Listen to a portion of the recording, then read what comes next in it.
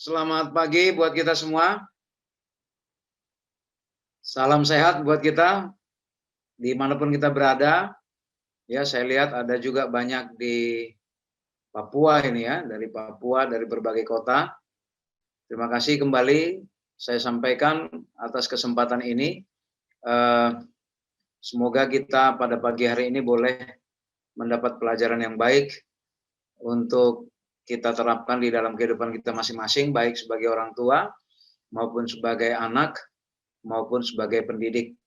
Pada kali ini, adik-adik, saya lebih fokus kepada kita para siswa, ya, bagaimana kita untuk menentukan masa depan kita. Tentu ini juga menjadi sebuah perspektif yang baik juga bagi kita para orang tua ketika kita membantu mendampingi anak-anak kita menentukan atau melangkah kepada masa depan kita masing-masing. Sekali lagi terima kasih kepada para pemimpin di sekolah SLA Purwodadi dan juga kepada para hamba Tuhan, pendeta-pendeta yang mungkin hadir di sini. Saya masih melihat hamba Tuhan yang terkasih, Bapak Pendeta Albert Sorensong. Selamat pagi Pak Pendeta. Saya mohon izin dulu menggunakan waktu kesempatan ini. Pada para orang tua juga mohon izin saya menggunakan kesempatan ini untuk berbagi pengalaman. Saya kira sesi kali ini saya lebih banyak bercerita mengenai pengalaman hidup saya nanti. Ya, semoga nama Tuhan yang dimuliakan, tidak diri saya nanti yang dibesarkan. Judul yang kita sudah sampaikan yaitu You Make Your Future, ya. Saya tambahin sedikit, You Make Your Own Future. Oke, saya coba share dulu.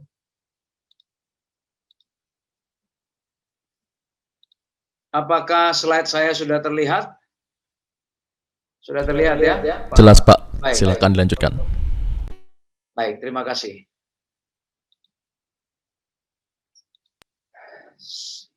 Satu kutipan yang sangat saya senangi ketika berbicara mengenai pendidikan dan masa depan, dari buku Pendidikan bab 1 dikatakan begini.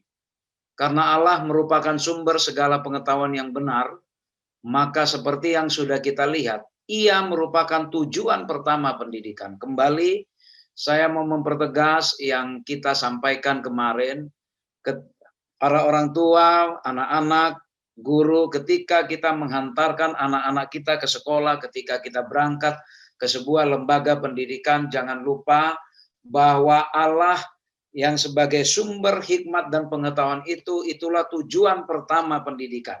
Itu makanya saya bersikeras mengatakan, kemanapun saya pergi, saya bersikeras mengatakan, tujuan pendidikan yang benar itu bukan untuk pencapaian akademis yang luar biasa, bukan untuk pencapaian gelar-gelar yang begitu banyak, tetapi tujuan pertama adalah apakah pikiran kita bisa dipimpin kepada pikiran Allah, apakah kita bisa dikendalikan kepada Allah sebagai sumber pengetahuan. Karena kalau tidak ke situ arah tujuan pendidikan kita, maka kita nanti akan menggunakan pengetahuan kita itu untuk kepentingan diri kita, bukan untuk kepentingan bersama.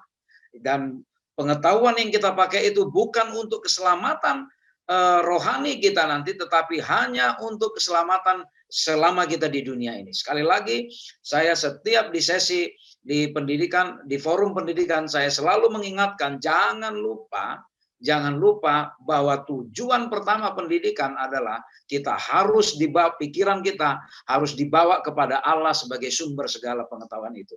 Apa guna kita berbicara, saya mau berhasil, saya mau sukses, saya mau ini, tapi kalau berangkat pertamanya itu kita sudah punya pemikiran yang salah. Hai para orang tua, boleh kita memberi pesan kepada anak-anak kita, kalau kamu sekolah tinggi nanti kamu akan berhasil, kamu akan dapat pekerjaan yang baik, boleh saja, tapi jangan lupa bahwa yang pertama kita pesankan ke mereka, hai anak-anak, bahwa kalau kamu sekolah, kalau kamu mengikuti sebuah pendidikan, jangan lari pikiranmu dari apa? Dari Allah sebagai sumber pengetahuan. Karena kalau tidak seperti itu, nanti alumni-alumni kita apa yang dibicarakan? Kehebatan-kehebatan duniawi. Ketika nanti alumni-alumni selapur mengadakan reuni, apa yang mereka bicarakan? Sudah yang mereka bicarakan nanti apa? Harta apa yang sudah kamu kumpulkan? Ya, jabatan apa yang sudah kamu kumpulkan? Tapi nanti kalau kita tidak penuhi pikiran anak-anak kita ini kepada tujuan pendidikan yang pertama ini, ya mereka nanti hanya melihat kepada duniawi, duniawi, dan duniawi saja. Saya rindu ya sekolah-sekolah Advent kita, walaupun saya secara pribadi selama hidup saya tidak pernah berada di sekolah yang khusus memang sekolah gereja, sekolah Advent. Dan saya sendiri bertahan di sekolah Babel, ya nanti mungkin saya cerita sedikit bagaimana perjuangan saya juga di sekolah-sekolah Babel. Dan sekarang pun, ya kalau Bapak Ibu tahu dan adik-adik tahu, status kita sebenarnya sama-sama status anak sekolah. Ya, saya sudah 2 kali sekolah di UGM, menyelesaikan sarjana, lalu ngambil lagi profesi di psikologi. Dan pada saat ini, semester ini, biar adik-adik tahu, saya juga sedang sekolah, saya pindah ke Fakultas Ekonomi, saya sedang mengambil sekolah bisnis di situ. Tetapi saya mau, ya ketika saya berada di sebuah sekolah, nama Tuhan tetap dimuliakan. Adik-adik tahu, kalian beruntung, sekolah di Selapur tidak pernah memikirkan persoalan mengenai hari Sabat. Saya hari Jumat malam nanti saya dapat jadwal untuk ujian, ya jam 7 sampai jam 10 malam. Saya dapat ujian mata kuliahnya namanya Managerial Economics. Tetapi hari Senin kemarin saya layangkan surat kepada dosen dan juga kepada bagian akademik, saya katakan saya seorang Advent, saya menurut keyakinan saya dari hari Jumat Maghrib sampai Sabtu Maghrib saya tidak bisa mengadakan kegiatan lain selain kegiatan rohani. Mohon Pak, saya diberi izin, diberi kebijakan untuk boleh tetap mengikuti ujian di luar waktu itu. Puji Tuhan, ya Tuhan menjamah hati dosen dan bagian akademik. Malah mereka yang bertanya, Bapak bisanya kapan? Ya, bagaimana kalau hari Jumat? Atau bagaimana kalau hari Minggu? Saya katakan, Pak, saya siap kapanpun, asal jangan Jumat sore sampai Sabtu sore. Adik-adik sekalian, saya siap untuk, seandainya saya tadinya tidak dapat izin, saya siap untuk tidak akan ikut ujian itu. Walaupun biaya yang sangat mahal saya bayar untuk ambil kuliah ini. Karena saya ingat tujuan pendidikan kita adalah supaya pikiran kita terbawa kepada Allah sebagai sumber pengetahuan. Sebelum saya masuk UGM, tahun 93 saya diterima di Fakultas Ekonomi di Accounting USU, Universitas Sumatera Utara. Dan saya hanya bertahan kurang dari 1 semester karena saya setiap hari Sabat saya tidak bisa masuk kuliah di situ. Ya, saya tidak bisa masuk kuliah dan saya diancam untuk di DO, dan akhirnya saya memang di DO. Akhirnya saya menganggur ya 1 semester lebih sedikit. Lalu tadinya tidak terpikir bagi saya karena sekolah saya asal sekolah saya itu sekolah yang tidak terdengar ya, bukan seperti sekolah Selapur yang luar biasa yang ada menyelenggarakan seperti ini, guru-gurunya rata-rata master ya, master, bahkan mungkin lulusan dari Filipina sebagian. Lalu orang-orang yang datang ke sini datang dari berbagai daerah yang punya pemikiran yang baik. Saya sebagai anak desa, anak kampung, ya berada di sebuah sekolah yang boleh dibilang sangat-sangat jelek, sangat-sangat sederhana. Ya, saya selalu ingat, saya pernah itu waktu SMA belajar mata pelajaran ilmu komputer. Dari awal belajar sampai saya lulus, sampai kami ujian, kami tidak pernah melihat batang hidungnya komputer itu, tetapi ada ujiannya. Itulah saking buruknya sekolah yang saya ikuti. Tidak terpikir bagi saya bisa masuk ke sebuah sekolah negeri. Saat itu tidak berani untuk mengambil ke UNAI karena orang tua miskin, tidak mungkin saya berani ambil sekolah ke sekolah yang swasta yang harus mengeluarkan biaya. Orang tua saya bilang, kamu harus tahu diri. Ya, kalau kamu sanggup di negeri silahkan, kalau tidak sanggup, you cari jalan sendiri. Saya berdoa kepada Tuhan, mati-matian belajar, mati-matian mempelajari, walaupun saya dari sekolah yang tidak terkenal, ya akhirnya puji Tuhan saya diizinkan masuk ke Universitas Sumatera Utara. Tetapi begitulah perjuangan saya masuk, ternyata Tuhan memberi jalan yang lain lagi. Saya harus tertunda, ya saya harus tertunda lagi untuk untuk meneruskan kuliah. Lalu selama 6 bulan itu saya berpikir apa yang saya akan lakukan gitu. Lalu ketika mulai adik-adik angkatan mulai pada lulus, saya juga mulai mempersiapkan diri untuk ujian. Tidak terpikir sama sekali saya bisa diterima di sebuah universitas terbaik di Indonesia saat itu, dan bahkan boleh dibilang masuk 1000 besar di level dunia, ya. Tetapi Tuhan sangat baik, ya, Tuhan sangat baik. Saya diizinkan masuk ke Universitas Gadjah Mada, dan dari Provinsi Sumatera Utara, sayalah satu-satunya yang Tuhan izinkan mewakili Sumatera Utara yang duduk di Fakultas Psikologi UGM. Dan persoalan tidak berhenti sampai di situ, adik-adik. Persoalan tidak berhenti. Persoalan selanjutnya adalah saya dihadapkan dengan penataran namanya P4. Di zaman dulu kami harus mengambil 100 jam penataran P4, yaitu pedoman, penghayatan, dan pengamalan Pancasila. Lagi-lagi kena hari Sabat. Satu kali absen pun alasan apapun tidak akan diluluskan. Dan kebetulan UGM adalah universitas yang merumuskan rumusan P4 itu. Jadi sehingga UGM sangat menjaga idealisme itu. Ketika saya di USU, saya berbenturan dengan masalah P4, saya minta surat dari gereja dan saya berhasil lulus P4. Sayangnya saat itu USU tidak langsung membagikan sertifikatnya. Lalu ketika saya sampaikan ke UGM bahwa saya sebenarnya lulus, UGM minta bukti, saya tidak bisa berikan, dan saya minta sertifikat dari USU. Mereka berikan sertifikat yang ternyata palsu, yang mungkin nomor serinya tidak tercantum di Diknas, sehingga saya harus tertunda lagi. Bayangkan, dan 94 saya masuk di UGM, dan 98 sampai 98 saya masih punya persoalan dengan penataran P4. Dan untunglah Soeharto tumbang di bulan Mei, sehingga saat itu direformasi, P4 tidak lagi diwajibkan. Barulah saya boleh mengambil beberapa mata kuliah lanjutan, karena ada persyaratan mata kuliah yang boleh diambil itu harus meluluskan dulu mata kuliah Pancasila, harus meluluskan dulu P4. Jadi adik-adik sekalian, ya, sekali lagi saya mau tekankan, tujuan pertama, hai para orang tua, tujuan pertama pendidikan kita itu haruslah kepada Allah. Karena kalau tidak demikian, nanti lulus pun kita, ya maaf saja, adik-adik sekalian, maaf, kebetulan setelah saya dulu lulus dari UGM, lalu saya berkesempatan diberi Tuhan bekerja di berbagai perusahaan, ya, dan saya sering menerima, kebetulan saya di bagian Human Resource Development, ya, bagian HRD, kami yang bertugas menseleksi, dan saya sendiri sebagai psikolog di perusahaan itu. Jadi siapapun yang mau diseleksi lewat perusahaan itu tentu lewat saya dulu. Dan maaf saja kepada para bapak, ibu, orang tua, para pendeta yang mungkin kalian adalah lulusan dari UNAI atau UNCLAP atau mungkin PT ASN. Saya sangat sering menerima lulusan dari sekolah Advent.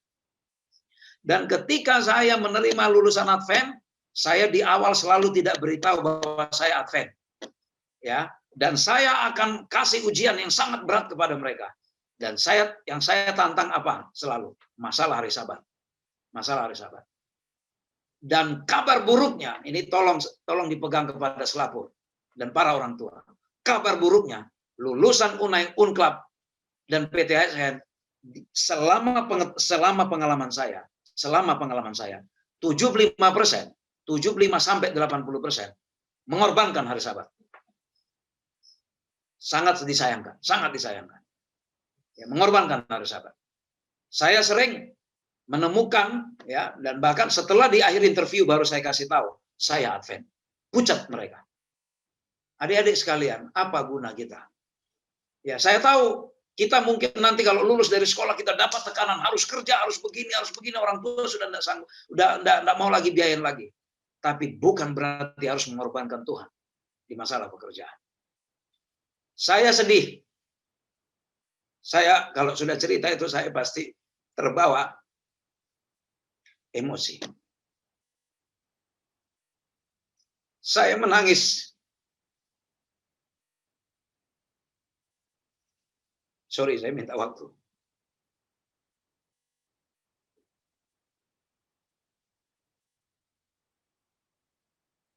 Saya selalu menangis kalau menemukan lulusan Advent mengorbankan hari Sabat.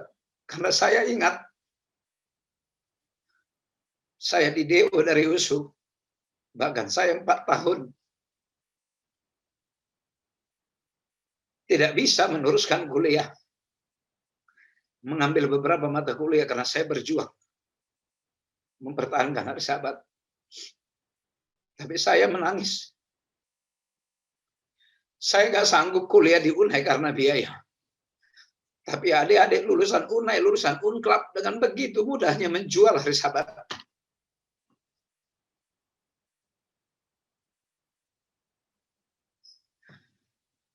Tolong adik-adik, saya menitipkan pesan ini.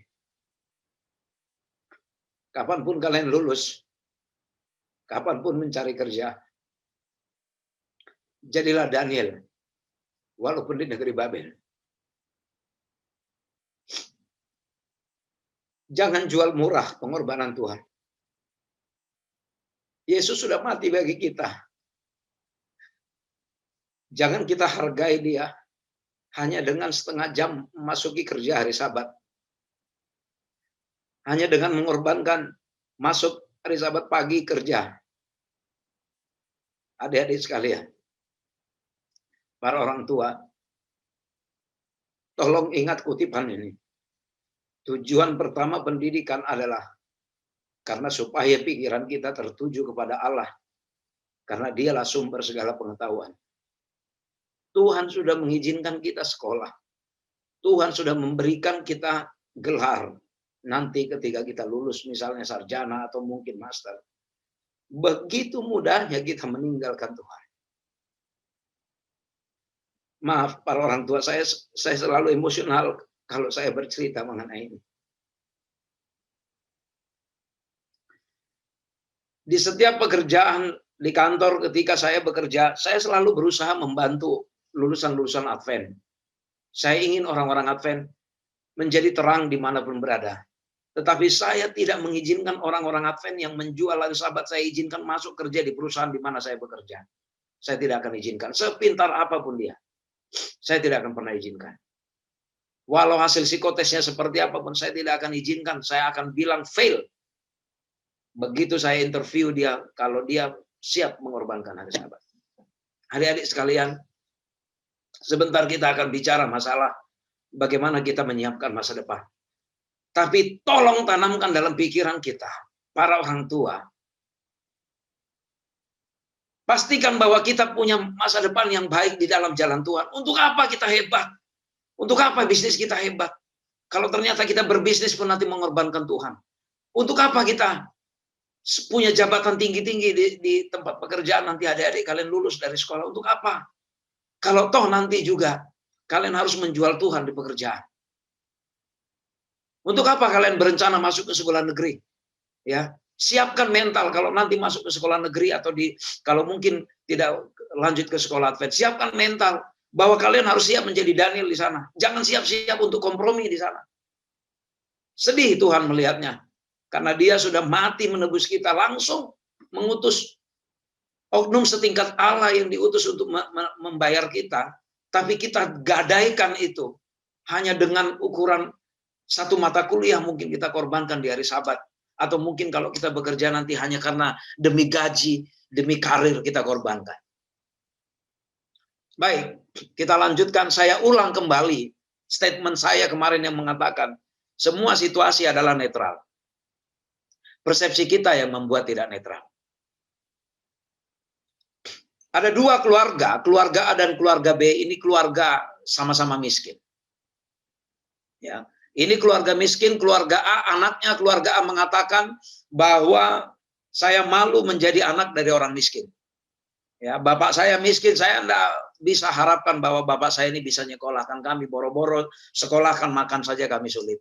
Lalu akhirnya dia marah dengan keadaan itu, dia pergi, dia keluar dari rumah dan dia lalu berbeda dengan yang keluarga B. Keluarga B dia katakan juga bahwa bapak saya ini miskin, saya enggak mungkin bisa sekolah kalau mengandalkan bapak saya. Makan saja kami sulit. Ya. Lalu sama-sama mereka, anaknya keluarga A katakan, ngapain saya hidup lama-lama di rumah ini? Mending saya pergi keluar. Lalu mereka pergi keluar, dia marah. Ya, mereka marah dengan keadaan itu. Lalu dia pergi bergabung dengan teman-temannya, hidup di jalanan, ya, ngegembel seperti itu, ya. Lalu keluarga B, anaknya keluarga B juga pergi Dia ajak adik-adiknya, ya dia pergi, lalu mereka merantau, sekolah di sembarang sekolah saja, lalu pulang sekolah, ya mereka berusaha mencari kerja, mungkin ada yang kerja di rumah makan, ada yang ikut kerja truk, ya untuk ngangkat-ngangkat barang dan macam-macam.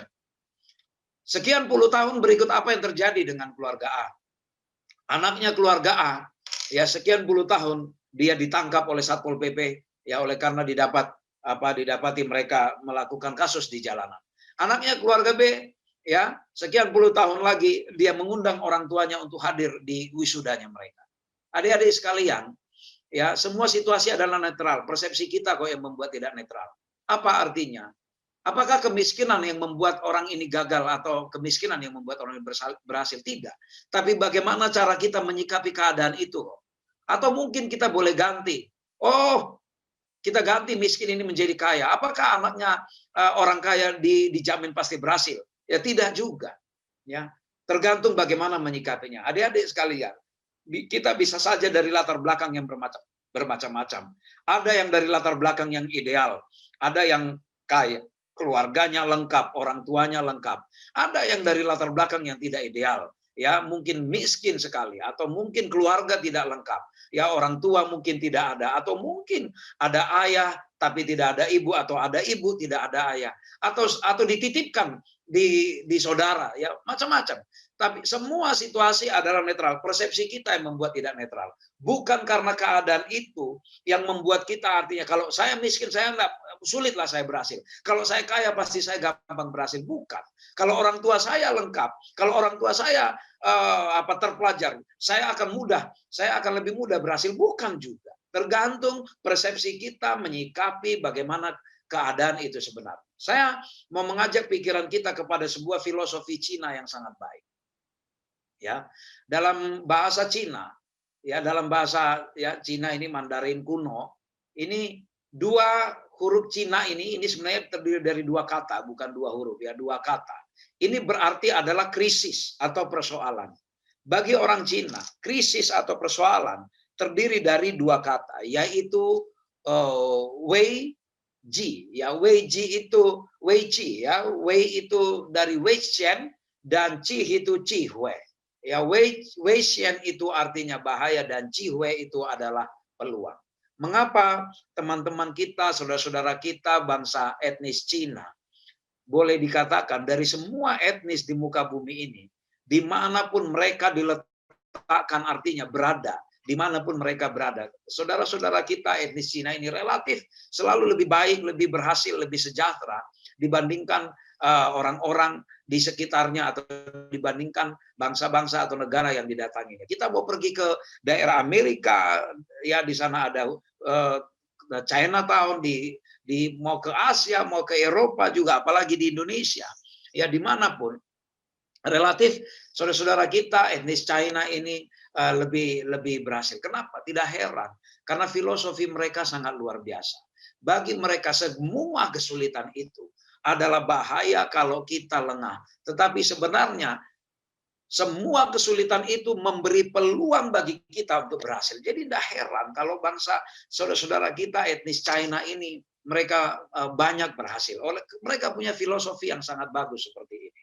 Ada satu kali sebuah kisah, ya sebuah kisah nyata, sebuah perusahaan memanggil ada 3 orang pelamar salesman ya. Penjual melamar, lalu si direktur marketingnya ini memberikan satu tugas kepada 3 orang sales. Dia katakan tugas kalian sama, coba kalian jualan sisir kepada biksu-biksu yang ada di vihara-vihara. Jadi mereka disuruh menjual di beberapa vihara, ya, lalu di vihara yang berbeda. Dan mereka pulang dengan hasil yang berbeda. Salesman yang pertama, dia berhasil hanya menjual 1 sisir. Ya, itu pun ya ketika dia datang ke vihara itu, dia temukan banyak biksu-biksu di situ. Ya kita tahu adik-adik ya, biksu-biksu kan botak-botak semua ya, botak-botak. Jadi dia jual sisir, tolonglah beli ini sisir saya. Biksu bilang, untuk apa? Kami nggak butuh sisir. Jadi seharian semua, lalu dia datangin beberapa vihara juga, yang botak-botak dia tawarin semua untuk beli sisir. Nggak ada yang mau. Lalu akhirnya setelah sore dia temukan ada seorang biksu yang sudah tua, sudah tua. Lalu dia katakan, pendeta, dikatakan yang manggil biksu kan pendeta juga, tolonglah saya seharian ini berusaha menjual sisir tapi nggak ada yang laku. Lalu akhirnya ya sudahlah. Karena kasihan si biksu tua ini dibelilah sisir. Salesman yang kedua berhasil menjual 20 sisir. Ya, berhasil menjual 20 sisir. Dia berusaha meyakinkan pengunjung-pengunjung yang datang ke vihara itu untuk membeli sisirnya. Ya, ada beberapa pengunjung yang rambutnya sudah mulai tidak rapi, dia katakan, "Oh, ini Pak, ini supaya rapi, belilah sisir saya," gitu. Jadi, sepanjang hari itu dia berhasil menjual akhirnya 20 sisir. Lalu salesman yang ketiga, dia pergi ke sebuah vihara di gunung, ya, yang diletak di tempat pegunungan yang biasa dijadikan tempat wisata. Lalu dia tahu banyak pengunjung wisata di situ. Kemudian dia datang, dia datang kepada pemimpin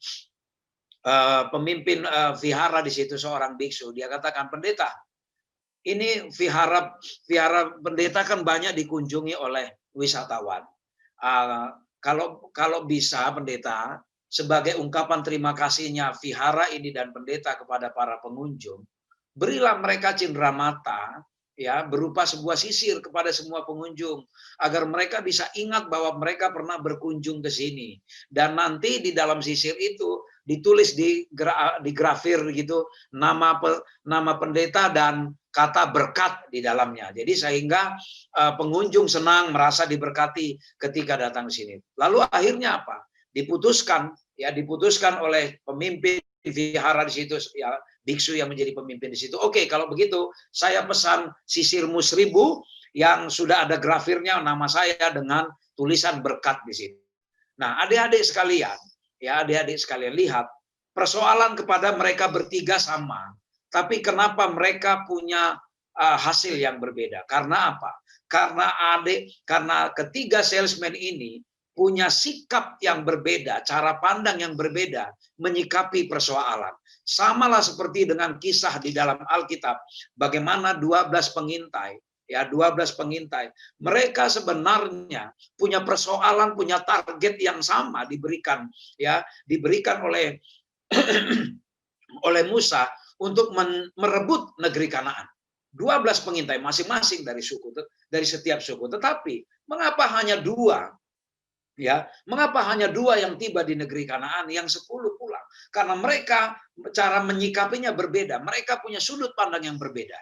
Yang 10 bilang, enggak mungkin kita bisa rebut itu negeri Kanaan. Mereka besar-besar, raksasa semua. Kita ini apa? Kita kurang vitamin selama di padang gurun, kita makan seadanya, kita kecil-kecil dibandingkan orang Kanaan itu. Mereka sudah terbiasa minum susu, makan madu, dan makanan yang lain yang bervitamin. Nah, lalu yang 2 bilang, "Oh, kita harus rebut itu. Ya, kita harus rebut karena di sana banyak susu dan madu. Kita pasti bisa merebut itu karena Tuhan sudah menginginkan kita untuk merebut itu." Apa akhirnya? Mereka pulang dengan hasil yang berbeda. Adik-adik sekalian, saya selalu katakan, ya, sekali lagi, semua situasi itu adalah netral. Persepsi kita yang membuat tidak netral. Sekolah selapur itu adalah sebagai sebuah media untuk membantu kalian untuk menjadi berhasil. Tapi berhasil tidaknya itu tergantung kepada pola pikir kita. Jangan nanti kita menyalahkan pihak guru. Jangan menyalahkan, biarin aja saya begini karena orang tua saya. Bukan. Semua hasil yang kita raih saat ini adalah keputusan kita di masa lalu. Semua hasil yang kita raih di masa depan adalah hasil dari keputusan-keputusan yang kita ambil pada saat ini. Oleh karena itu ada sebuah pemikiran dalam psikologis, dan saya rangkaikan dengan apa yang tertulis di dalam pena inspirasi, ya, bahwa kalau menurut konsep psikologi, bahwa apa yang engkau pikirkan, apa sikap yang engkau tentukan, itulah yang akan menentukan nasibmu. Apakah ini benar atau tidak? Yaitu dalam konsep psikologi seperti itu. Kita coba lihat dalam tulisan pena inspirasi dikatakan, ya, apa yang engkau kata-kata itu, kalau dalam konsep psikologinya, kata-kata yang engkau pikirkan itu yang akan mempengaruhi apa yang akan engkau katakan, ya. apa yang engkau akan katakan. Apa tulisan pena inspirasi mengatakan? Pena inspirasi mengatakan bahwa kata-kata menyatakan pemikiran-pemikiran mereka. Ya, itu di dalam buku pikiran, karakter, dan kepribadian. Lalu, hati-hati adik-adik orang tua dengan apa yang kita katakan, karena apa yang kita katakan itu nanti menentukan apa nasib kita. Kalau dalam bahas konteks psikologinya begini, apa yang engkau katakan akan dipersepsi oleh otak kita sebagai sebuah instruksi untuk kita katakan. Jadi adik-adik yang selalu bilang, sulit ini Pak, sulit ini Sir, sulit ini Mem. Kalau kita selalu ngomong begitu, maka otak kita akan menangkap itu sebagai sebuah instruksi, mengatakan, oh sulit, kamu nggak mungkin bisa itu. Jadi hati-hati. Nah, apa pena inspirasi mengatakan bahwa our words influence us. Kata-kata kita mempengaruhi kita. Dikatakan kata-kata itu lebih dari sekedar indikasi dari sebuah karakter, tetapi dia punya power untuk bereaksi terhadap karakter kita. Jadi hati-hati, dari kata-kata kita bisa nanti menentukan ke karakter kita. Tetapi dikatakan sebelum menjadi karakter, dikatakan begini, bahwa karakter does not come by chance, tidak datang tiba-tiba begitu saja, tetapi berdasarkan pengulangan dari tindakan-tindakan yang kita ulang sehingga itu menjadi kebiasaan.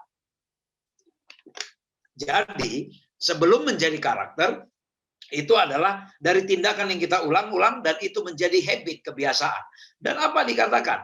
Every aspect of life, however unimportant, has its influence in forming the character. Jadi setiap tindakan hidup itu memiliki pengaruh dalam pembentukan karakter. Silakan baca nanti ya di buku pikiran, karakter, dan kepribadian. Dan dikatakan bahwa seandainya lah kita menyadari bahwa kitalah secara individu menentukan nasib kita. Ingat ya, pembentukan karakter adalah pekerjaan seumur hidup.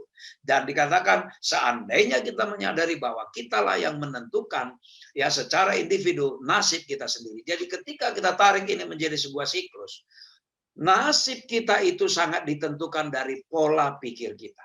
Jadi bukan orang lain yang menentukan nasib kita, masa depan kita. Itu makanya judul kita, You Make Your Own Destiny. Anda sendiri, kamu sendiri adik-adik yang membuat masa depanmu, bukan orang lain. Bukan orang lain. Jadi hati-hati dengan apapun yang kita pilih, yang kita lakukan saat ini. Saya mau bercerita sedikit. Pengalaman hidup saya. Tahun 2017 akhir saya berkesempatan membawa keluarga berkunjung ke tempat lahir saya dulu di Sumatera, jauh dari kota Pematang Siantar. Ya, jauh. Kami tinggal di komplek perkebunan kelapa sawit. Orang tua saya adalah kuli rendahan di perkebunan kelapa sawit. Inilah rumah yang kami tempati di masa kecil saya. Di rumah inilah saya lahir. Ya, di rumah ini saya lahir. Ini rumah perkebunan.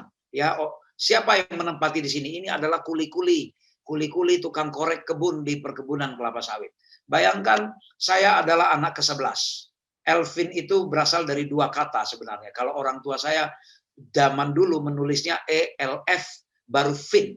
Jadi menurut orang tua saya itu nama saya itu Elf. Elf yang pertama itu ELF, bahasa Belanda itu katanya 15 dan Elvin itu Vin itu 11, 11. Saya sebenarnya dari total anak ibu saya, dari satu ibu satu bapak, saya adalah anak ke-15. Ya, anak ke-15, Elf itu 15. Tapi meninggal 4 menjadi tinggal 11. Itu makanya saya adalah anak yang ke-11, 11. Sudah bisa dibayangkan adik-adik, orang tua saya bukanlah orang terpelajar, hanya lulus SR zaman Belanda dulu. Ya, orang tua saya tahun 1925 lahir bapak saya. Jadi bayangkan dia sekolah sebelum merdeka. Ibu saya hanya kelas 2 SD. SR juga zaman dulu, tidak bisa sekolah karena ibu saya zaman sekolah pas lagi zaman penjajahan Jepang, lebih banyak mengungsi. Jadi sudah bisa dibayangkan, tergambar betapa beratnya kehidupan orang tua kami untuk membesarkan kami anak-anaknya 11 orang. Ya, hanya di mana bapak kami ini hanyalah seorang kuli kebun di perkebunan kelapa sawit. Tuhan memberikan hikmat bijaksana kepada ibu saya untuk mendampingi sehingga bisa ibu saya juga menghasilkan juga membantu menghasilkan berjualan-jualan, dia jualan di kaki lima di pasar-pasar, jualan beras. Tugas kami anak-anak adalah menghantar beras ke situ, lalu nanti sore ketika di hari pasar ya, kalau dulu kan ada hari pasarnya itu hari pekan namanya ya, ada dua hari dalam satu minggu, yaitu Senin dan Kamis. Lalu saya sendiri adalah seorang penggembala kambing. Dari kecil kerjaan saya mengembalakan kambing. Ya, itu pun bukan kambing saya. Ya, ibu saya ini dia datang, ada orang yang kebetulan ada masih hubungan saudara marga, lalu dia datang, dia katakan, biarlah kambingmu itu anak kami lah yang pelihara. Lalu kami pinjamlah kambingnya seekor induk dengan satu anaknya masih kecil, itulah saya pelihara. Ya, dari situ itu berangkat, saya ingat menjadi sampai 33 ekor kambing saya ya. Itu saya jaga-jaga dulu ya, lalu jam biologis saya itu sudah sangat teratur sejak dulu, karena kami dulu sudah harus bangun pagi ya, sampai sekarang itu terbawa jam 3, setengah 4 paling lambat itu pasti mata saya sudah bangun sekarang, karena sudah terbiasa dari dulu harus bangun pagi, harus ambil pekerjaan. Pagi-pagi sekali saya dengan abang saya, ya itu dengan abang saya ambil becak, tapi sebelum ambil becak barang ya, becak barang itu ada roda 3 di Sumatera itu, bukan seperti roda becak di Jawa ya. Ini becak barang ya, bukan untuk becak angkut orang. Itu kami mengantarkan dedak itu adalah kulit padi yang bekas gilingan padi ya. Itu kami hantar ke juragan dedak, nanti orang-orang pemelihara peternak babi itu biasanya beli dari situ untuk makanan babinya. Tapi sebelum itu saya menyalakan api dulu ya, menyalakan api pakai kayu bakar ya, kayu dari kelapa sawit itu saya nyalakan dulu, saya rebus dulu air, lalu saya tinggal, lalu saya dengan abang saya pergi ambil beca naik beca antar dulu itu pagi-pagi jam-jam 4:30 gitu ya, lalu pulang sampai rumah jam 5 lewat sedikit.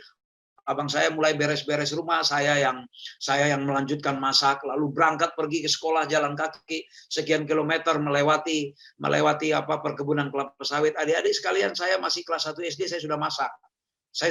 Dan saya sudah saya masak untuk keperluan rumah. Kakak-kakak udah ngurusin yang lain. Ada yang ngurusi cucian, ada yang ke sawah bagi-bagi buta macam-macam ya. Sawah pun bukan sawah kami, sawahnya orang lain yang kami kerjakan. Itulah yang kami kerjakan ya. Lalu berangkat sekolah itu kami tidak harus kami harus pulang cepat-cepat ya, pulang harus cepat-cepat, karena kalau terlambat sedikit ibu saya itu marah. Ya, ibu saya marah karena apa? Banyak kerjaan. Saya harus antar kambing lagi ya. Kambing saya antar ke perkebunan kelapa sawit. Saya tunggu itu kira-kira sampai jam 3, saya tinggal pulang ya, setelah mereka tenang, kambing itu saya tinggal pulang. Saya dengan abang saya pergi ambil beca, pergi menungguin gilingan padi ya, ke gilingan padi orang lain kami tungguin situ, lalu padi yang sisa itulah kami kumpulkan, karena tukang gilingan padinya juga, pemilik pabriknya juga senang karena mereka tidak perlu buang sampah. Kamilah yang ngumpulin padi yang dedak yang halus itulah kami bawa, lalu pulang cepat lagi, kembali saya kumpulkan lagi kambing-kambing itu ya. Sebelum saya kumpulkan, abang saya beresin kandang kambing itu, dia cuci, dia bersihkan, dia sapu. Ibu saya biarpun orang tidak sekolah tapi sangat bersih. Jadi kandang kambing pun harus dipel, harus dibersihkan, disiram supaya sehat katanya. Jadi abang saya bersihkan itu, lalu saya kumpulkan kambing, saya hitung, saya pastikan jumlahnya. Kalau ada yang kurang saya cari itu ke kebun kelapa sawit. Lalu setelah kumpul saya masukkan kandang.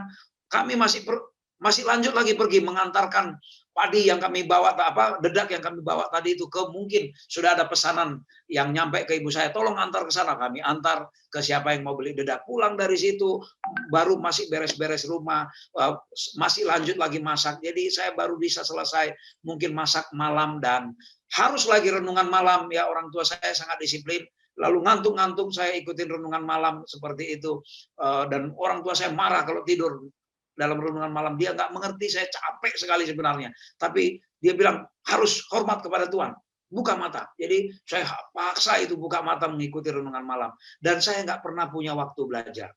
Kalaupun saya belajar, akhirnya mungkin ketika saya sambil jaga kambing, saya bawa buku sebentar, setelah itu baru saya sudah sibuk dengan urusan ngumpulin dedak dan segala macam. Tapi puji Tuhan, selama sekolah dari SD sampai SMA, saya kebetulan selalu diberi peringkat yang baik terus. Paling melenceng itu saya peringkat 2 ketika SD. SMP sampai SMA Tuhan selalu berikan kesempatan saya selalu peringkat 1. Tapi mungkin karena Tuhan tahu waktu SD saya itu di negeri, lalu SMP SMA saya tidak diizinkan di negeri, saya masuk di sekolah swasta. Ya di sekolah swasta karena pemiliknya dikenal oleh orang tua saya, tapi kami harus bayar, lalu supaya saya tidak bayar saya harus ranking 1 dan memenuhi nilai minimum 8,5 ya rata-rata supaya supaya saya dapat beasiswa. Dan puji Tuhan ya selama SMP SMA saya selalu dapat beasiswa tidak bayar, dan di luar dugaan seperti cerita saya tadi, saya berhasil melanjut ke perguruan tinggi negeri. Tapi sebelum ke situ adik-adik, ada yang kisah yang sangat menarik lagi bagi saya. Makanan kesukaan saya itu adalah pisang hingga sekarang. Ya, pisang, apakah pisang rebus, pisang goreng, makanan-makanan yang terbuat dari pisang, kolak dan segala macam. Itu ada sejarahnya. Di belakang rumah ini ya ada lahan yang cukup luas. Ibu saya itu rajin menanami nangka, pisang dan segala macam. Dan banyak pisang kepok ditanam di situ ya, kepok kuning. Nah, orang tua saya dulu itu ya sepanjang hidup saya, ini saya ingat ini persis ya. Sepanjang hidup saya selama saya sekolah, belum pernah kami anak-anaknya satu kali pun diberi uang jajan oleh ibu saya. Ini uang jajanmu nanti di sekolah. Belum pernah. Belum pernah. Jadi adik-adik sekalian, beruntung kalian kalau ada uang saku ya, beruntung. Saya belum pernah kami diberangkatkan ke sekolah itu dengan ada uang jajan. Ya. Pergi ke sekolah jalan 2 km lebih dan pulang harus cepat. Di jam istirahat melihat teman-teman jajan, tentu ini kan kita sangat miris kadang ya. Makan, ibu saya bilang, kalau kamu makan cukup dari rumah nanti itu cukup sampai siang. Ya, memang benar ya, ternyata di buku petunjuk diet dan makanan Anda dikatakan makan di antara jam makan tidak baik ya, jajan rupanya. Rupanya ibu saya ini walaupun tidak membaca ya, dia malas. Ya namanya kelas 2 SD tidak masuk akalnya membaca-baca ya. Bapak saya dulu yang rajin membaca. Ya jadi kami tidak pernah diberi uang jajan. Lalu bagaimana cara saya mengakalinya? Karena di rumah boleh dibilang jatah stok pisang itu hampir tidak ada. Selalu hampir ada gitu ya. Jadi itulah pisang kepok yang matang saya masukkan ke tas. Lalu ketika jam istirahat, yang lain-lain istirahat, lalu saya mulailah buka pisang kepok ini, itulah saya makan. Itu makanya saya sampai sekarang paling senang dengan yang namanya pisang.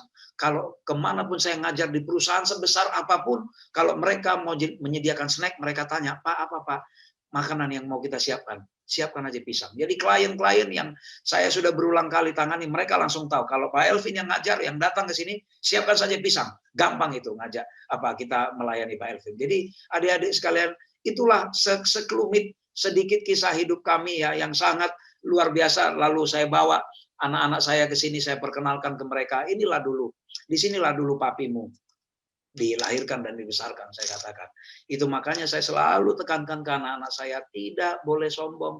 Karena saya katakan, kita tidak tahu, ketika hari ini kita melihat ada orang yang lebih miskin dari kita, yang lebih melarat dari kita, belum tentu hidup dia itu nanti akan melarat selamanya. Saya sering disepelekan oleh teman-teman yang anak orang kaya. Kami sering dihina. Abang-abang saya dulu ketika sekolah mereka harus berjualan. Sambil berangkat sekolah ada yang jualan es, ada yang macam-macam. Kami semua mengalami hinaan dari teman-teman.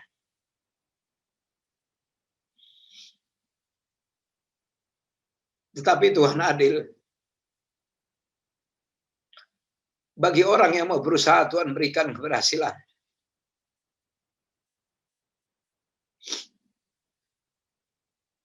Beberapa tahun yang lalu ketika saya pulang, saya masih sempat ketemu dengan teman-teman kecil saya di kampung ini. Dan saya ingat mereka dulu yang menghina saya. Tetapi puji Tuhan, ternyata mereka hanya menggantikan tugas bapaknya. Saya tidak menganggap profesi tertentu rendah, tidak. Tetapi mereka bilang, kamu beruntung, Vin. Kamu bisa sekolah. Kamu bisa hidup lebih baik. Kalau kami akhirnya ya meneruskan menggantikan profesi bapak kami. Menjadi kuli kebun di sini. Saya menghargai semua profesi. Tapi saya ingat hinaan itu. Saya ingat betapa mirisnya melihat orang pergi ke kantin jajan beli makanan. Saya hanya bisa keluarkan pisang. Dan bahkan ada yang mengejek, kamu kayak monyet saja sukanya makan pisang.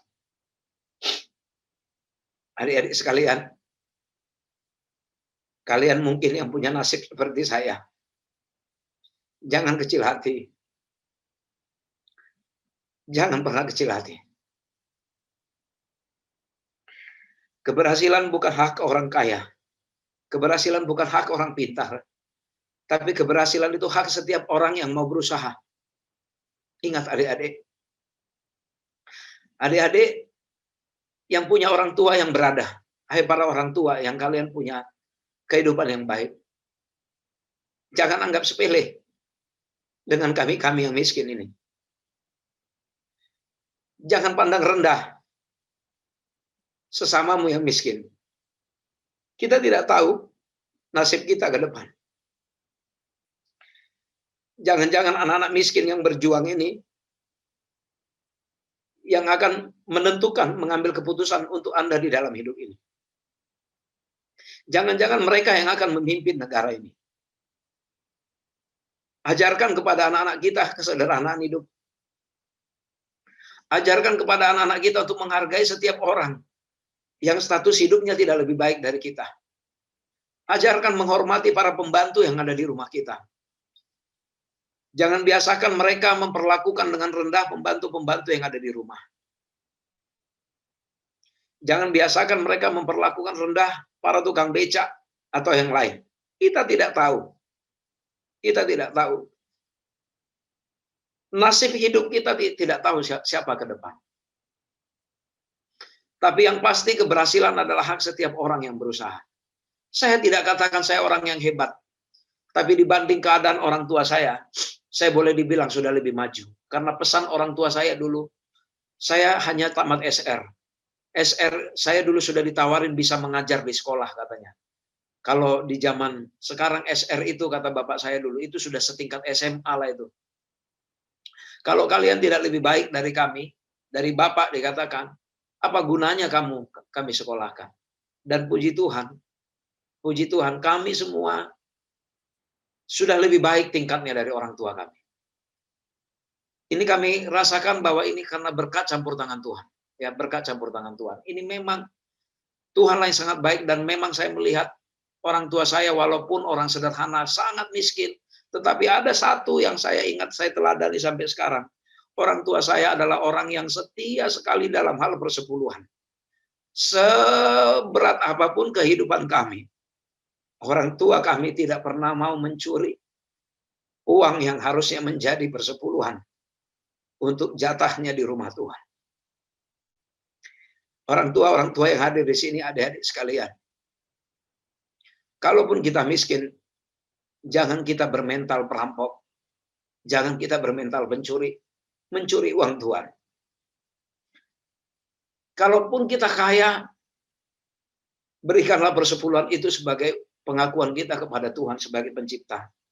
Jangan karena kita mau menunjukkan persepuluhan kita paling besar di gereja itu. Kami boleh dibilang, kami boleh dibesarkan oleh orang tua kami yang miskin, yang bodoh itu. Kami menyadari oleh karena kesetiaan orang tua kami terhadap persepuluhan. Walaupun kami anak-anaknya tidak ada yang jadi pendeta, tetapi saya pribadi, saya komit, saya akan melayani pekerjaan Tuhan walaupun saya sebagai orang awam. Kebetulan saya juga mendapatkan istri yang komit, yang sama, bahwa siap untuk melayani pekerjaan Tuhan. Adik-adik sekalian, sekali lagi, saya rindu lulusan-lulusan SLA Purwodadi ini menjadi anak-anak yang sekali lagi, kalau kita nanti berhasil, bukan harta, bukan jabatan yang kalian bicarakan, tapi bicarakanlah kebaikan hati Tuhan. Itu makanya di setiap sesi-sesi seminar saya tidak mau banyak menghabiskan waktu memperkenalkan sekolah, pengalaman kerja di mana, jabatan apa, dan segala macam. Karena saya tahu untuk apa itu saya ceritakan. Karena itu semua hanya kebaikan Tuhan. Saya miris di acara-acara kebaktian, ibadah-ibadah besar kadang di gereja-gereja kita. Banyak menghabiskan waktu hanya memperkenalkan profil pembicaranya, pengkhotbahnya, mulai dari SD, mulai dari SMP, SMA, lalu kuliah di mana, ambil master di IAS, begini. Apakah itu yang akan menjamin khotbahnya akan baik? Lalu menceritakan anaknya sudah di sana, anaknya sudah di sini. Itukah yang mau disampaikan di sebuah khotbah-khotbah? Adik-adik sekalian, saya mau kita menjadi, kalaupun kita diberi Tuhan, biarlah kita menjadi orang yang rendah hati. Jangan membanggakan diri. Saya menceritakan kembali tadi, saya sampaikan di awal. Saya menyampaikan ini hanya benar-benar mau berbagi pengalaman kepada adik-adik yang mungkin, siapa tahu ada orang tua juga yang sulit dengan kesulitan memberangkatkan anak ke sekolah. Ya, supaya saya mau memberi motivasi.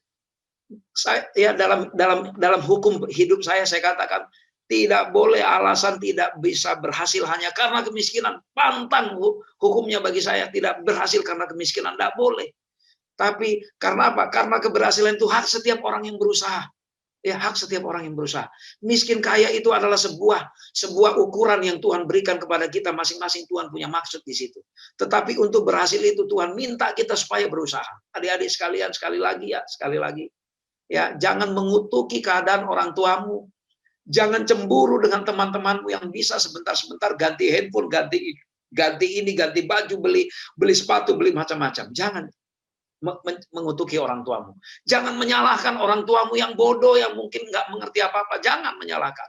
Ya, jangan menyalahkan. Saya juga diberangkatkan dari orang tua yang bodoh. Tapi saya berterima kasih ya karena penyerahan diri mereka diberi hikmat kepada Tuhan. Ya, diberi hikmat. Ibu saya tidak pernah membaca buku rumah tangga Advent. Tapi apa yang dipraktekkan itu sesuai dengan yang di buku rumah tangga Advent. Para orang tua yang mungkin kita terpelajar, terdidik, yang mungkin kita punya ekonomi yang lebih baik. Tolong jangan menyepelekan orang-orang lain. Sekali lagi saya mengingatkan, tolong jangan menyepelekan keluarga-keluarga lain yang mungkin tidak seberuntung kita. Di gereja juga kita seperti itu. Jangan membeda-bedakan orang karena miskin, karena apa kita anggap sepele. Lalu kita hanya bergaul dengan orang-orang yang satu level dengan kita. Ya, jangan. Kita tidak tahu. Masa depan anak-anak kita nanti ke depan tidak tahu. Tapi yang pasti ketika mereka berusaha, Tuhan akan izinkan mereka menjadi berkat. Dan pastikan adik-adik sekalian ya, pastikan jadilah berkat. Ya, kalau kita berhasil jadilah berkat. Itu keberhasilan terbesar adalah ketika jadi berkat. Untuk apa kita punya sekolah tinggi, punya harta banyak tapi kita tidak jadi berkat bagi orang lain? Untuk apa? Ya. Saya coba teruskan sedikit. Saya percepat ya. Saya minta waktu sedikit Pak Gibson Huta Barat, boleh? Pak Gibson, boleh minta waktu? Saya lihat ini sudah jam 9. Ya, silakan Pak Elvin Tobing. Oke, saya sebenarnya ada meeting jam 9 tapi tidak apa-apa. Saya mau teruskan dulu berbagi karena belum tentu saya bisa bertemu juga dengan orang-orang tua kita dan para pendidik dan adik-adik di sini. Ya, kami mohon nanti setelah selesai jangan buru-buru keluar dulu Pak Elvin. Oke, terima kasih Pak. Tidak apa-apa Pak. Baik. Hati-hati dengan kenyamanan, saya katakan kemarin saya berjanji ya. Hati-hati dengan kenyamanan. Saya katakan seperti itu. Satu kali ini sebuah ilustrasi sih mungkin ya. Ini sebuah ilustrasi. Ya, sebuah ilustrasi ya ada angin yang cukup keras berhembus 60 km per jam, maka monyet yang bergelantungan di dahan dia berpegangan kuat. Lalu ada angin topan dengan kecepatan lebih kencang lagi 100 km per jam. Monyet tadi itu semakin kuat berpegangan. Tetapi datang angin sepoi-sepoi. Ya, datang angin sepoi-sepoi berhembus kena ke mata monyet ini ya, kena ke mata monyet ini. Apa yang terjadi? Monyet ini mulai mengantuk. Dia menikmati enaknya angin sepoi-sepoi ini. Dia rasakan nyaman sekali, dia mulai ngantuk. Lalu tadinya tangannya yang berpegangan kuat itu mulai pelan-pelan longgar. Dan setelah dia benar-benar tidur dalam, akhirnya monyet tadi jatuh.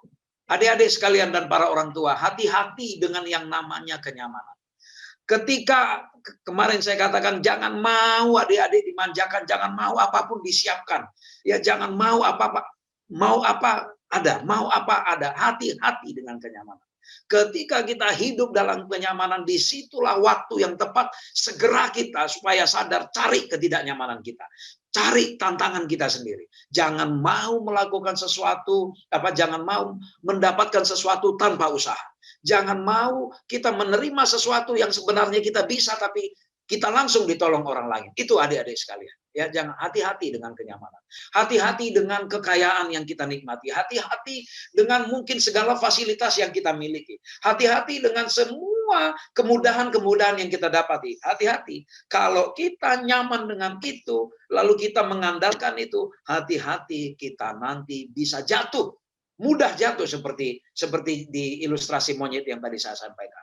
Adik-adik sekalian, kalau kita lihat daerah-daerah yang lautannya ombaknya keras, ya, yang ombaknya keras, disitulah pada umumnya menghasilkan pelaut-pelaut yang tangguh. Lihat di daerah Sulawesi, ya, Indonesia, orang Makassar itu dikenal dengan pelaut-pelaut yang tangguh. Kita lihat lautan-lautan di daerah Sulawesi memang lautan-lautan dalam yang ombaknya luar biasa. Lautan yang tenang tidak akan pernah menghasilkan pelaut yang tangguh. Ya, adik-adik sekalian, sekali lagi, ya, kehidupan kita yang baik-baik saja, tenang-tenang saja itu tidak akan membuat kita menjadi pribadi yang tangguh.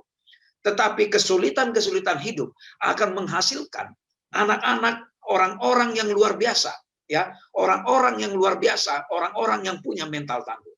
Kita melihat dunia ini banyak sekali orang yang punya talenta luar biasa. Orang banyak jenius, ya, banyak berpendidikan yang tinggi, tapi nggak sukses dalam hidupnya. Kenapa? Karena tidak ada yang bisa menggantikan menggantikan tekad dan kemauan keras. Jadi beruntunglah kita kalau kita punya pendidikan, punya talenta, dan kita juga punya kemauan keras. Untuk apa kita punya talenta? Tapi kalau kita tidak punya kemauan keras, ya, untuk menjadikan talenta kita ini sesuatu menjadi berkat bagi orang lain. Karena kalau talenta tidak kita gunakan menjadi berkat, itu namanya bukan karunia, ya. Kalau di Korintus, di 1 Korintus 12 ayat 7 dikatakan apa, ya? Bahwa karunia itu harus kita gunakan untuk kepentingan bersama. Apa artinya? Talenta kalau hanya kita pakai untuk kepentingan kita, itu bukan karunia, tetapi talenta yang kita pakai untuk berkat, menjadi kepentingan orang banyak, itu menjadi karunia. Adik-adik sekalian, ya, sekali lagi, jenius itu adalah sebuah karunia. Berpendidikan itu adalah bagus, punya talenta bagus, tetapi ketika kita tidak punya kemauan keras dan tekad, ya, kita sulit menjadi orang yang berhasil, ya. Kita sulit menjadi orang yang berhasil. Lalu adik-adik, mungkin kalian berpikir atau mungkin orang tua ada yang mengagungkan, oh, anak saya ini pintar, anak saya pintar. Coba kita lihat. Kalau kita petakan siapa sih orang-orang yang berhasil, ya. Ada orang yang IQ-nya tinggi, pintar, tapi motivasinya rendah. Ini adalah orang-orang yang sering anggap enteng. Ya, anggap enteng, gampang itu, gampang. Akhirnya belajarnya dadakan. Hasilnya tidak maksimal. Ya, tapi ada orang yang IQ-nya biasa saja, ya, tapi dia punya motivasi yang tinggi. Dia tekun, dia sadar akan kemampuannya, prestasinya bisa bagus, bisa mengalahkan yang pintar tapi yang motivasinya rendah tadi itu. Yang lebih bahaya lagi, yang nggak tahu diri adalah sudahlah dia kemampuannya rendah, motivasinya nggak ada lagi. Ya, ini orang-orang yang sering bermasalah. Beruntunglah, berbahagialah kita ketika Tuhan percayakan kecerdasan yang tinggi dan ditambah lagi dengan motivasi yang tinggi. Adik-adik sekalian, lihat para orang tua sekalian. Siapa sih orang-orang yang berhak berhasil? Sekali lagi, orang-orang yang punya motivasi tinggi cenderung akan diberikan Tuhan kesempatan untuk lebih baik dibandingkan orang-orang yang hanya mengandalkan kepintaran, kehebatan, kekayaan, atau lain-lain, tapi tidak punya motivasi tinggi. Oke, kesimpulan dan sekaligus renungan bagi kita. Sekali kepada adik-adik, saya senang kalau bertemu dengan para siswa, para orang muda PA. Ayat pertama yang sering saya sampaikan, adik-adik sekalian, kalaupun kita muda, jangan biarkan seorang pun menganggap kita rendah karena kita muda. Ya, tapi supaya orang lain tidak merendahkan kita, bukan kita mau petantang-petenteng, sok-sok berargumentasi, berdebat dengan para orang tua, bukan. Ya, kadang-kala di gereja begitu, supaya terlihat hebat, pokoknya dia bikin sesuatu yang berbeda, dilawan-lawan orang tua. Oh, bukan, ya. Bagaimana supaya kita tidak dianggap rendah oleh orang lain? Jadilah teladan bagi siapapun kita. Saya senang ketika saya di masa dewasa saya berada di Jogja. Saya berada di gereja di Jogja, kami berkumpul bersama para mahasiswa di situ. ya, dan gereja Jogja boleh dibilang dikendalikan oleh mahasiswa. Kami senang. Saya pribadi senang. Saya berada di sebuah gereja seperti itu. Karena apa? Kami orang muda ya diasah, dilatih, dan kami bisa menunjukkan teladan bagi orang tua, dan orang tua banyak yang akhirnya artinya bisa kita pimpin di situ walaupun kita muda. Orang-orang muda, jangan pernah orang lain membiarkan kita menganggap sepele kita hanya karena kita muda. Muda atau tua itu hanya masalah takdir, itu hanya masalah urutan lahir. Tetapi kita boleh kita boleh dianggap menjadi orang yang penting, orang yang baik adalah ketika kita bisa menjadi teladan. Itu tolong anak-anak muda, ya, untuk menjadi orang yang menjadi orang yang dianggap penting itu dan orang yang dianggap baik itu bukan yang penting berbeda dari orang tua, bukan, tetapi tunjukkanlah keteladanan kita melalui apa? Perkataan, tingkah laku, kasih, kesetiaan, dan kesucian. Tolong dibaca ini. 1 Timotius 4 ayat 12. Jadikan ini ayat emas orang-orang muda ya. Adik-adik, jangan mau kita disepelekan orang. Lalu, berbahagialah orang yang bertahan dalam pencobaan, sebab apabila ia sudah tahan uji, apa dikatakan? Setiap pencobaan itu ya dan ujian adalah anugerah, bukan musibah. Nah, jadi walaupun saya sulit dulu mengalaminya ketika anak kecil, tapi saya akhirnya mengakui, oh ya terima kasih Tuhan, Engkau izinkan saya berada dalam situasi keluarga yang sangat sulit seperti itu. Ketika misalnya satu waktu saya dalam keadaan sulit di dalam usia seperti sekarang, misalnya saya tidak perlu kaget ketika makanan di rumah tidak tersedia yang enak, apa yang ada saya siap. Jadi misalnya ketika mungkin lagi tidak siap makanan, ya sudah, adanya nasi, lalu tidak ada lauk, gampang. Saya ulek sambal sedikit, saya gorengkan telur atau tempe, sudah jadilah itu. Tapi bayangkan kalau seandainya dari kecil saya harus makan komplit, harus makan yang enak, begitu nggak ada harus beli makanan yang enak, aduh susah sekali hidup saya kalau begitu.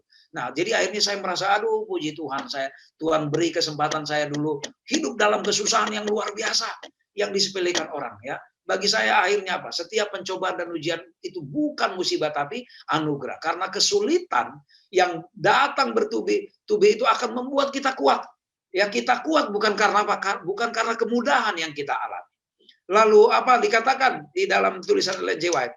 Pencobaan dan kesulitan dan rintangan adalah metode yang Tuhan pilih untuk mendisiplinkan kita supaya kita berhasil. Jadi adik-adik sekalian, ya, kalau kita mengalami kesulitan, berterima kasihlah karena Tuhan sedang memilih sebuah metode yang baik supaya kita berhasil. Lalu yang berikut kepada orang-orang muda dan juga orang tua. Ya, pesan saya, jadilah orang yang dapat dipercaya. Yaitu orang yang dapat dipercaya itu yaitu orang yang memiliki karakter dan memiliki kompetensi. Saya ceritakan sedikit, mungkin pernah saya ceritakan juga di Selapur. Ya, saya ceritakan sedikit bagaimana kita supaya dipercaya. Ya, katakanlah kita semua yang hadir partisipan di sini ada 300 orang. Kita adalah penumpang di pesawat Airbus yang besar itu. Kita masuk di pesawat Airbus, lalu pramugari mengatakan, para penumpang kita sekarang berada di penerbangan menuju ke kota Balikpapan dari Jakarta misalnya. Pintu pesawat sudah ditutup dan kita siap terbang.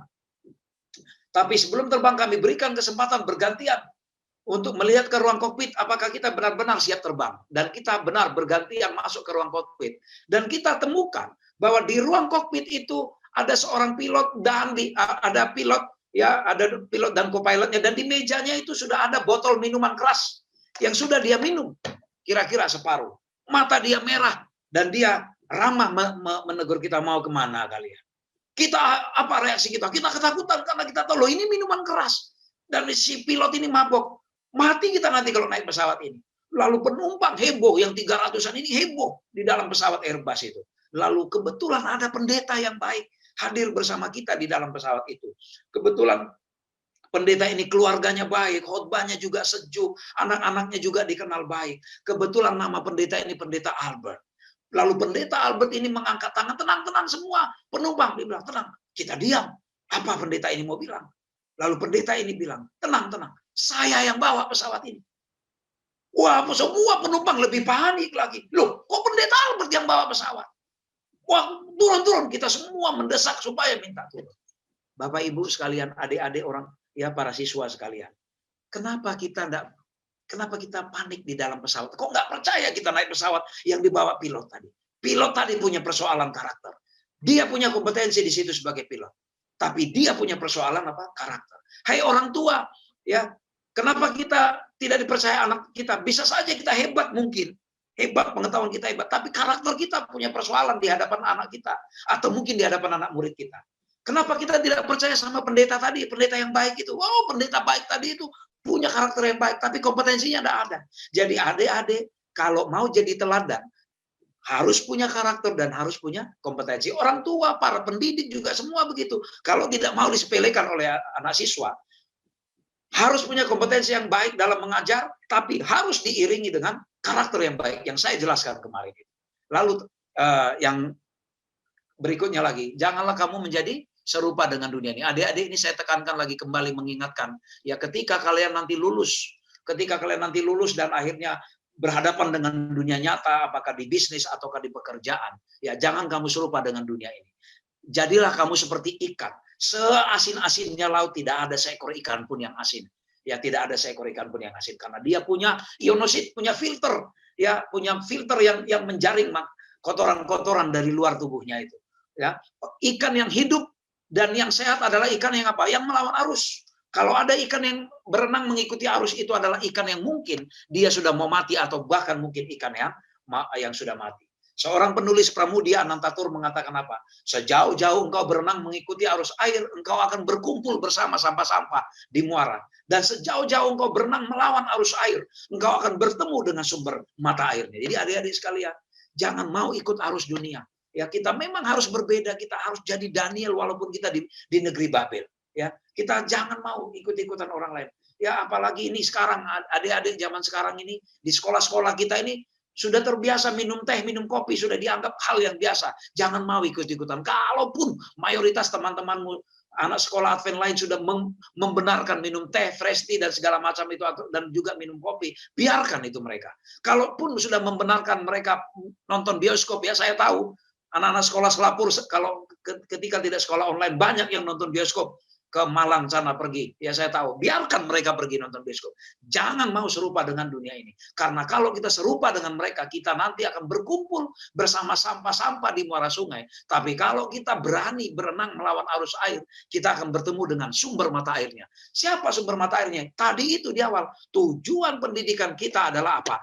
Allah sebagai sumber hikmat dan pengetahuannya. Dan adik-adik, terakhir, masa depan Anda dipengaruhi oleh apapun yang kita buat, baik yang baik ataupun yang buruk yang kita lakukan saat ini. Sehingga bukan orang lain yang menentukan masa depan kita, bukan orang tua, bukan guru, bukan pendeta, bukan pihak sekolah. Mereka semua itu hanyalah fasilitator, sebagai supporter, pendukung. Tetapi kitalah pemain utamanya. Ya, kitalah pemain utamanya. Adik-adik sekalian, jangan salah melangkah.